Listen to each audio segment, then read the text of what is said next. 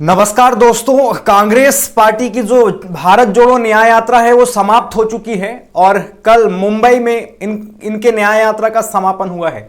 आपको जैसे कि पता ही होगा, मणिपुर से लेकर के मुंबई तक जाने का इनका प्लान था और ये पूरा कंप्लीट हो चुका है।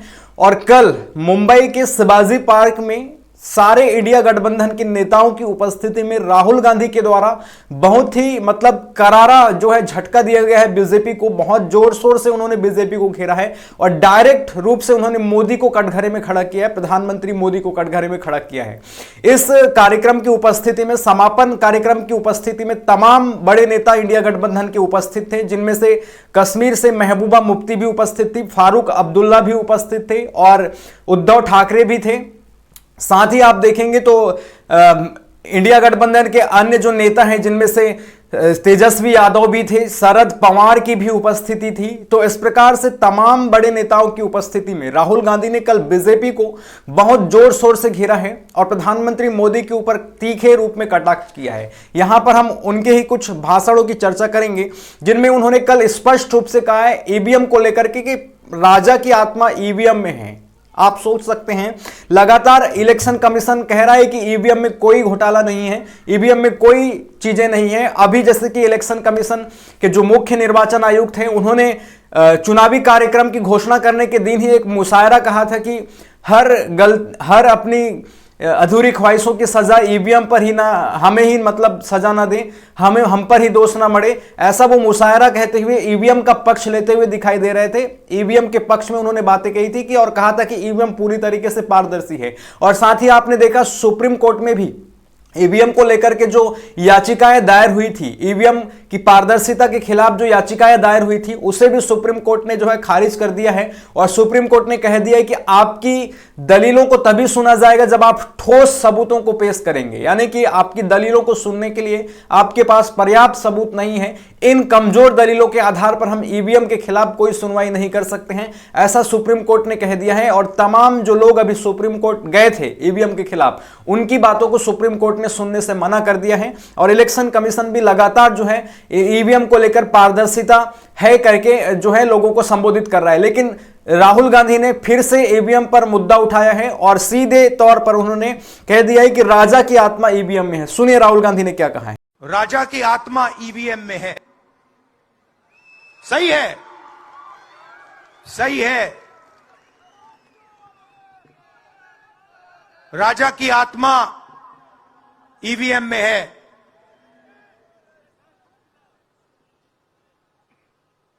हिंदुस्तान की हर संस्था में है, ईडी में है, सीबीआई में है, इनकम टैक्स डिपार्टमेंट में है। तो इस प्रकार से राहुल गांधी ने सीधे ईवीएम पर प्रहार किया है, प्रधानमंत्री मोदी पर प्रहार किया है। और इस प्रकार से दूसरा आप इनको सुनेंगे तो इन्होंने यह भी कहा है कि ईवीएम के बिना नरेंद्र मोदी चुनाव नहीं जीत सकते हैं। यह बात भी उन्होंने कही है और सुनिए क्या कहा उन्होंने। बता रहा हूं, ईवीएम के बिना नरेंद्र मोदी चुनाव नहीं जीत सकता है। इलेक्शन कमीशन से हमने कहा कि एक काम कीजिए,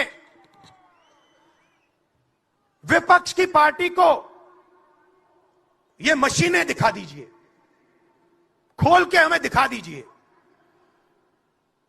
ये कैसे चलती हैं, हमारे एक्सपर्ट्स को दिखा दीजिए। इलेक्शन कमीशन नहीं दिखाता। फिर हमने कहा देखिए, इसमें से कागज निकलता है, वोट मशीन में नहीं है, वोट कागज में है। ठीक है, आप मशीन चलाइए मगर कागज की भी गिनती कर दीजिए। इलेक्शन कमीशन कहता है नहीं, कागज की गिनती नहीं होगी। क्यों नहीं होगी? कैसे नहीं होगी? सिस्टम नहीं चाहता कि ईवीएम की गिनती हो जाए। क्यों? क्योंकि यह सिस्टम आपके धन को चोरी करने का सिस्टम है।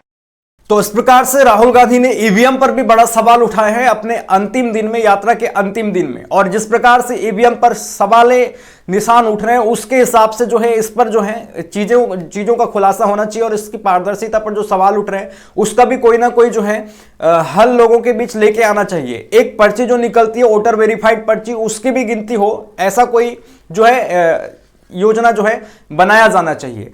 दूसरा, प्रधानमंत्री मोदी को और भी उन्होंने अपने निशाने पर खटगरे पर रखा है और सीधे तौर पर उन्होंने कहा है कि नरेंद्र मोदी सिर्फ एक मुखौटा है, सिर्फ एक मास्क है, ऐसा उन्होंने कह दिया है। और साथ ही उन्होंने कहा है कि प्रधानमंत्री मोदी केवल एक्टर हैं, खोखला व्यक्ति है, ऐसा तीखा शब्दों से उन्होंने प्रहार किया है। सुनिए क्या कहा। नरेंद्र मोदी भाइयों और बहनों सिर्फ मास्क है, मुखौटा है।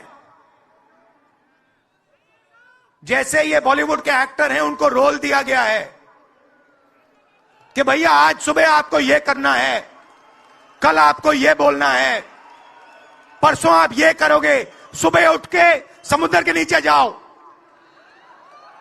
चलो सी प्लेन में उड़ो। 56 इंच की छाती नहीं है, खोखला व्यक्ति है।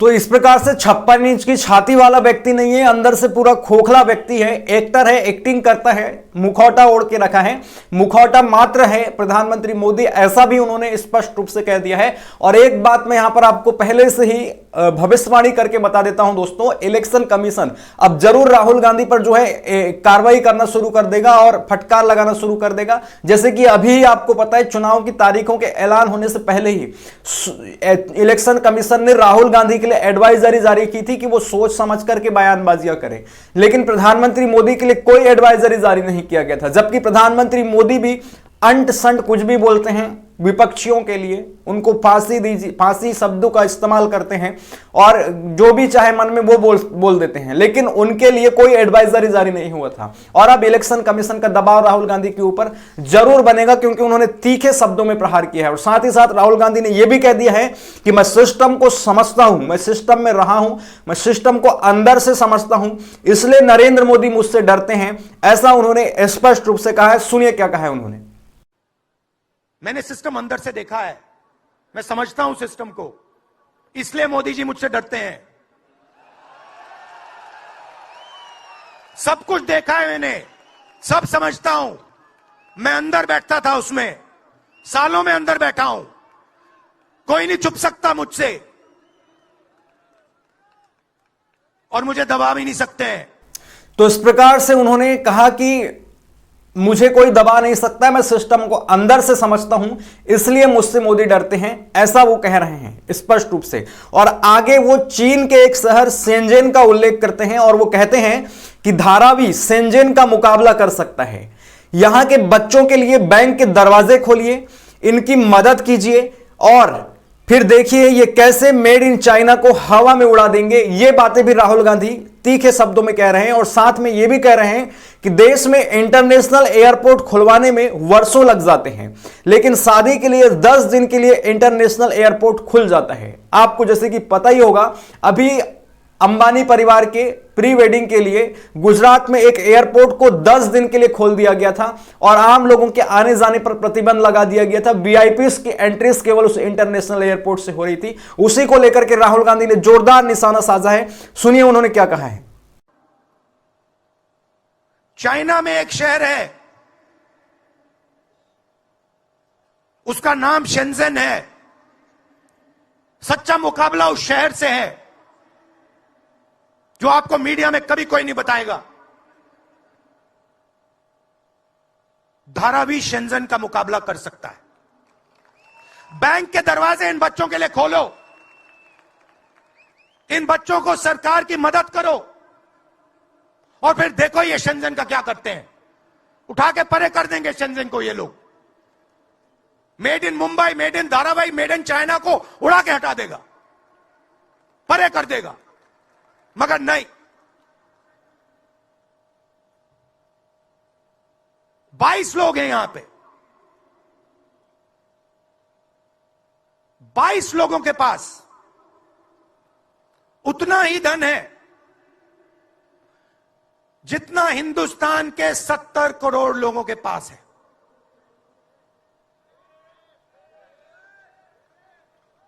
हिंदुस्तान में इंटरनेशनल एयरपोर्ट खुलवाने के लिए साल लग जाते हैं। 10 दिन में शादी के लिए इंटरनेशनल एयरपोर्ट खुल जाता है। वो ठीक है, कोई बड़ी बात नहीं है। अगर 10 दिन में शादी के लिए खुल जाता है वो ठीक है, करना है करो, मगर बाकी हिंदुस्तान में भी तो खोलो, बाकी प्रदेशों में खोलो। इन्होंने क्या गलती की है? इस प्रकार से सीधा उन्होंने निशाना साध दिया है और कहा है कि मुंबई बन जाएगा, मेड इन चाइना की जरूरत नहीं पड़ेगी। यह बात राहुल गांधी कह रहे हैं। और साथ ही साथ राहुल गांधी बीजेपी के एक पुराने राज को भी खोलते हैं। एक राज के बारे में वो कहते हैं बीजेपी सरकार बनी तो अरुण जेटली मेरे पास आए और कहा जमीन अधिग्रहण के मामले पर मत बोलो। यानी कि जमीन अधिग्रहण पर एक पुराना मामला उन्होंने बताया है और उसका जो है खुलासा किया है और कह रहे हैं मैंने कहा क्यों ना बोलूं, यह जनता का मामला है। उन्होंने कहा अगर बोलोगे तो हम तुम्हारे ऊपर केस करेंगे। मैंने भी कहा कि लगाइए केस, मुझे फर्क नहीं पड़ता। ईडी ने 50 घंटे पूछताछ की और एक अफसर ने मुझसे कहा आप किसी से नहीं डरते हैं, आप नरेंद्र मोदी को हरा सकते हैं। ऐसा राहुल गांधी कह रहे हैं। सुनिए उन्होंने। बात बताता हूं, पहले इनकी सरकार आई, अरुण जेटली मेरे पास आते हैं, कमरे में बैठते हैं और मुझे कहते हैं राहुल ये जो लैंड एक्विजिशन का मामला है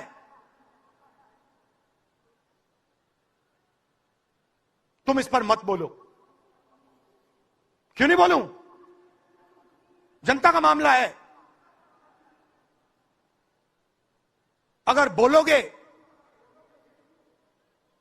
तो तुम्हारे ऊपर हम केस लगाएंगे। लगाओ केस, मुझे कोई फर्क नहीं पड़ता। क्या कर लोगे मेरा? ईडी वाले आए, 50 घंटे बैठा दिया।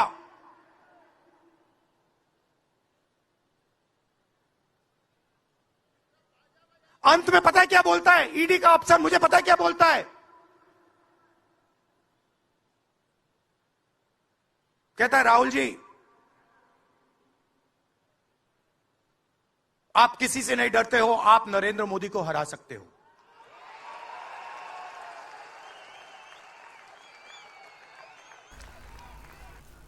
तो इस प्रकार से राहुल गांधी बता रहे हैं कि ईडी के अफसर ने उनसे कहा कि आप किसी से नहीं डरते हो, आप नरेंद्र मोदी को हरा सकते हो। ऐसी बात भी है, उन्होंने कहा है।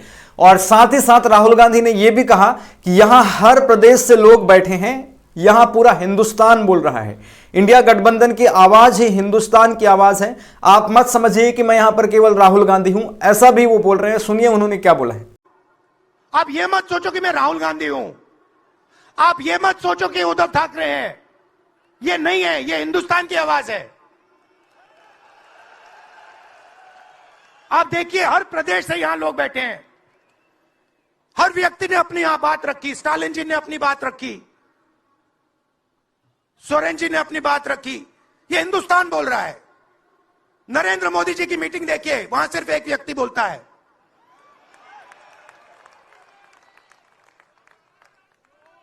गडकरी जी परे हो जाते हैं, माला के बाहर निकाल देते हैं उनको।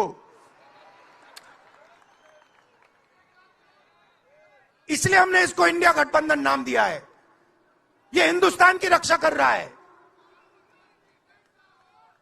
ये सब लोग डरे नहीं हैं, ये सब लोग उसी सिस्टम का मुकाबला कर रहे हैं।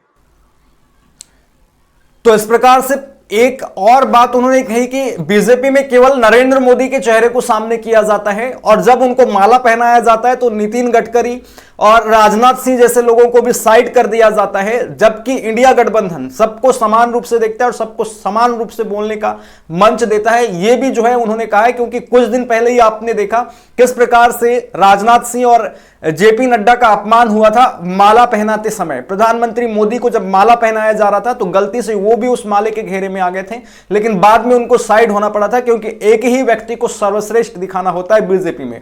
तो इसको लेकर के भी उन्होंने जोरदार घेरा और कहा कि हम इंडिया गठबंधन वाले नेता सभी को समान रूप से मंच देते हैं, यह बात भी उन्होंने कही है। और साथ ही साथ इस प्रकार से सारे इंडिया गठबंधन के नेताओं की उपस्थिति में यह कार्यक्रम समाप्त हुआ भारत जोड़ो न्याय यात्रा का। इस कार्यक्रम की उपस्थिति में तमिलनाडु के मुख्यमंत्री एम.के. स्टालिन भी उपस्थित थे, तेजस्वी यादव भी थे, शरद पवार भी थे, जिनके भतीजे जो हैं बीजेपी में जा चुके हैं, अजीत पवार, और वहीं पर जो है उद्धव ठाकरे भी उपस्थित थे, और महबूबा मुफ्ती, फारूक अब्दुल्ला, मल्लिकार्जुन खड़गे जैसे नेताओं की उपस्थिति में यह कार्यक्रम समाप्त हो गया है। और अब आगे देखने को मिलेगा कि किस प्रकार से इंडिया गठबंधन चुनावी प्रचार करता है और क्या इस बार वो अपने मुद्दों को लोगों तक पहुंचा पाता है और लोगों को समझा पाता है या नहीं, देखना पड़ेगा। क्योंकि अभी एक बड़ा जो भांडा फूटा है इलेक्टोरल बॉन्ड का सुप्रीम कोर्ट के कारण, वो आम जनता नहीं समझ पा रही है। तो क्या इंडिया गठबंधन के लोग उसको लोगों तक समझा पाएंगे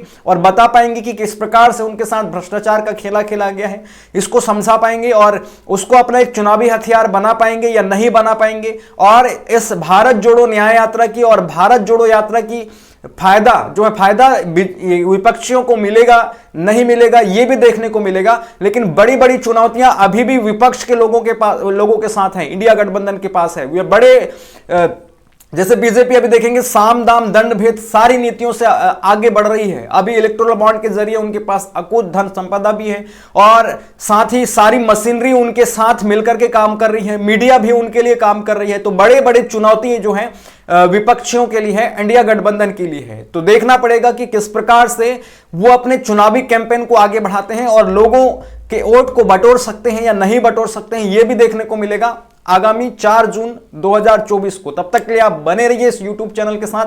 चैनल को सब्सक्राइब जरूर कीजिए, दोस्तों के साथ शेयर कीजिए और अपना कमेंट जो है कमेंट बॉक्स में दागिए, अपनी राय रखिए और वीडियो को एक लाइक जरूर करते जाइए। धन्यवाद, जय हिंद।